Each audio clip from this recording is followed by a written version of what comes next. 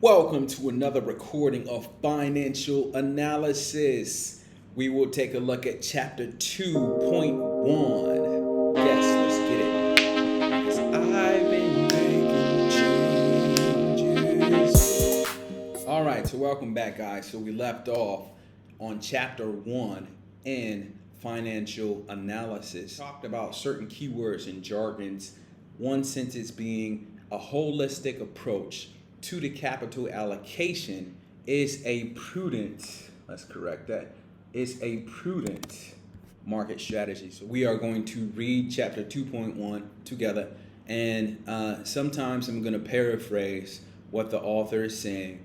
And after we read the chapter, we are going to take note. All right, so chapter 2.1, mindset of an investor. So there are three types of investors. There are investors that fall under the speculator category. There are investors that fall under the trader category. There are investors that fall under the investor category. So depending on how you would like to participate in the market is very important to you. You want to know which one of these three categories you are going to consider yourself. Will you be an investor? Will you be a trader? Or will you be a speculator? So the author is saying, hey, having that understanding can have huge impacts on her or his profit and loss account. So the author goes into different scenarios. So here's a company. So the company in the next 2 days is expected to convene to announce their latest stance on the monetary policy. So monetary policy. So now we're talking about the Fed and or a nation's central bank utilizing a set of tools that that is supposed to sustain growth, be sustainable for growth by utilizing the overall money supply in that nation's bank. So they would control the demand and supply of money. So overall, how much money will consumers get? How much money will businesses get? And so in this scenario, owing to the high and sticky inflation, this company has hiked the interest rates during the previous 4 monetary policy reviews. So what this company is doing is passing on the cost to the consumers. They're hiking interest rates, so prices will rise, and the consumers will have to consume this price, this situation of high interest rates where it's harder to get money, so the demand for money decreases. And so in this scenario, increase in interest rates, as we know, means tougher growth prospects for this corporation. So what this is saying is, this has an effect on the bottom line for this company, the net profits. If you hike the interest rates, higher prices, then demand may decrease for this company because consumers may view that price as being too expensive for that product. Hence, they won't buy a lot of that product, or they won't support that business as in future times. So hence, corporate earnings may take a hit. So this is talking about earnings per share, which is a formula, one of the most popular PE metrics used to compare apples to apples, compare shipping companies to shipping companies, or compare a shipping company to itself using previous data. And so you would find that by taking the cost per share and dividing that by the earnings per share. And so you would have a ratio, a PE ratio. And so a PE ratio, there are two types that are mainly used. It's called the TTM, trailing 12 month, meaning what the company has done. This is raw data. This is the performance of the company over the previous 12 months. That's the trailing PE ratio. Then you have the forward PE ratio, where you have analysts pretty much guessing what the company will do, how much money will the company make in the future. And so going back to this scenario, so assume there are three market participants, STG, we'll say that, or ABC, and each of them will have a different view of the situation. So now we're going to see who's who. ABC, will one be a speculator? Will one be a trader, considered a trader? And will one be considered an investor? So S or A. So this person thinks through the situation, and his thoughts process is as follows. So he feels the interest rates are at an unsustainable high level. So high interest rates hampers the growth for this corporation, for this business. He believes that the company has hiked the interest rates to a record high level, and it would be really tough for this company to hike the interest rate again. So he believes that the tools that this company is using will be limited in the future. The setup tools will be limited in the future.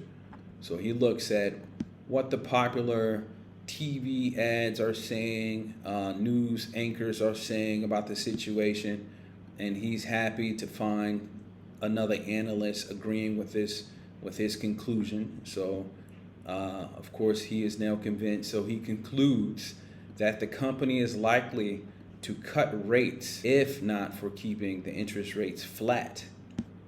So as an outcome, he expects the market to go up. So he put his thoughts into action and buys call options for this business. So this individual is speculating all of this stuff because none of this stuff is proven. So he feels this way, and so he believes this, and so he's looking and he's being persuaded by them, and so therefore he concludes this. So he's speculating.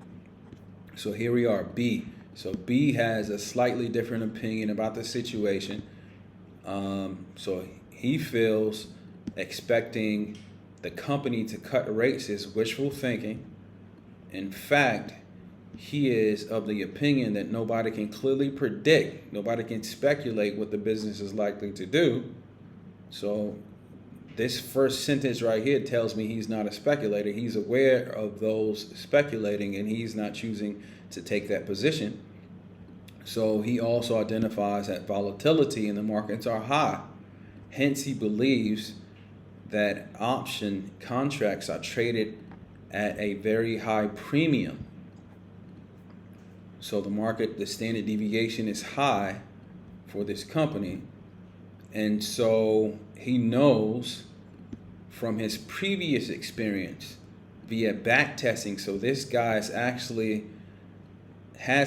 conducted some type of search where he took previous historical raw data and tested a strategy and has found a strategy to work in the past. So therefore, moving forward, he's taken this strategy that he has back tested, and he's going to implement that strategy and put it into action. And so he knows that from his previous experience, his previous strategy put into action, that volatility is likely to drop drastically just after the company makes its announcement. So now he puts his thoughts into action by selling 500 shares or 5 lots of this company's call options, and he's expected to square off his position just after the announcement time. So this person is falling under the trader category.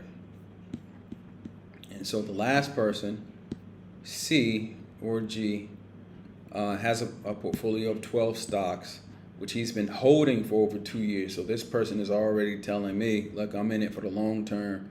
I'm going long. So already he's telling me he's an investor. Though he is a keen observer of the economy, so he's aware of what's going on. He has no view of, or have no view on what the company is likely to do. He's not speculating, nor is he worried about the outcome of the policy, as he anyway plans to hold onto his shares. So he's viewing this company as a company having intrinsic value. So he's in it for the long term. So he's an investor. Hence, with his perspective, he feels the monetary policy is yet another short-term passing tide. So this is just market noise to him, market noise that will not have a major impact on his portfolio. So he's going to ride the waves. Even if it does, he has both the time and patience. So he's poised. It's not that he's patient, he's poised. And knowing that the company is a good company, and therefore, hey, I'm holding these shares for a long period of time. I'm not worried about this market noise.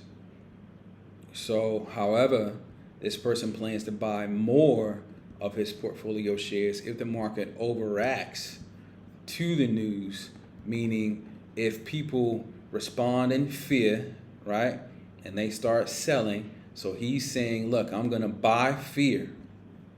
Same thing Warren Buffett says, buy fear. And so he's saying, look, I'm going to buy more if individuals act in fear and they start selling when this company announces whatever they are going to announce.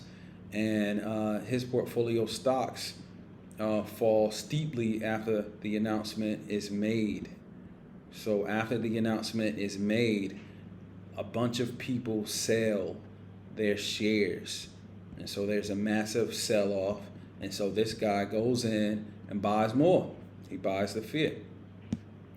And so there you have it. You have different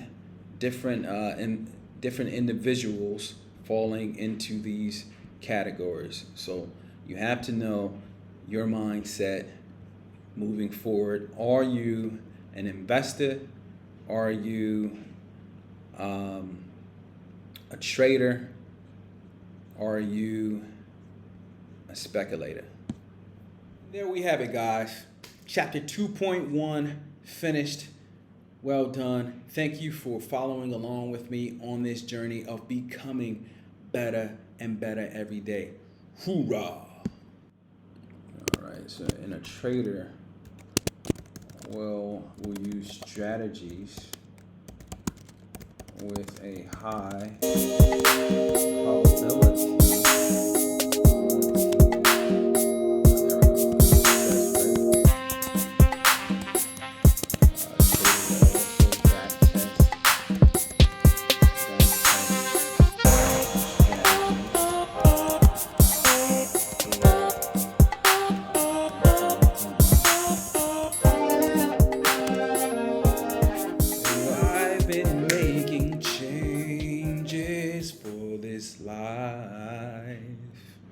Ooh, changes.